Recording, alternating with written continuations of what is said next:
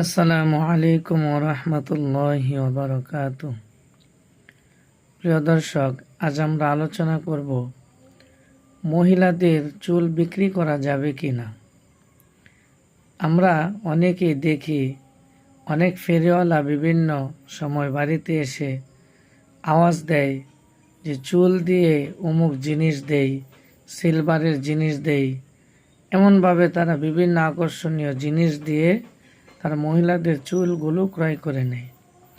এখন কথা হলো, এই চুলটাও শরীরের একটা অঙ্গ। আদম সন্তানের মানুষের শরীরের কোনো অঙ্গ প্রত্যঙ্গ এগুলো বিক্রি করা জায়েজ নেই, কারণ এগুলো আল্লাহ তাআলা আমাদেরকে আমানত দিয়েছেন। এগুলো ব্যবহার করতে পারবো আমরা, এগুলো থেকে উপকার নিতে পারবো, কিন্তু এগুলো বিক্রি করার ক্ষমতা আল্লাহ তাআলা আমাদেরকে দেন নাই।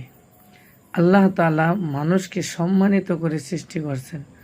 আল্লাহ তাআলা বলেছেন, ওয়ালাকাদ কাররামনা বনি আদম, আমি বনি আদমকে সম্মানিত করে সৃষ্টি করছেন।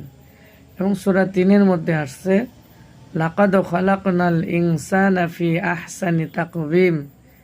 এই সমস্ত আয়াতে কারিমার মাধ্যমে বোঝা যায় আল্লাহ তাআলা মানুষকে অনেক সম্মানিত করে সৃষ্টি করছেন। সুতরাং মানুষের প্রত্যেকটা অঙ্গ প্রত্যঙ্গই সম্মানিত, এগুলো বিক্রি করা যাবে না।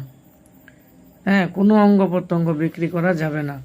অনেকে রক্ত বিক্রি করে, রক্ত বিক্রি করে, কিডনি বিক্রি করে, এগুলো বিক্রি করা যাবে না। কারো প্রয়োজনে, কারো জীবন বাঁচানোর জন্য যদি সেটা ট্রান্সফার করার প্রয়োজন পড়ে বা কাউকে দেওয়ার প্রয়োজন পড়ে, তো এমনিতেই যদি দান করে তাহলে সেটা করতে পারবে আরেকজনের উপকারের জন্য, কিন্তু বিক্রি করা যাবে না। আর মাথার চুল এটাও শরীরের একটা অঙ্গ, এজন্যই এই মাথার চুলও বিক্রি করা যাবে না। এখন আমরা এই চুলগুলো কি করব?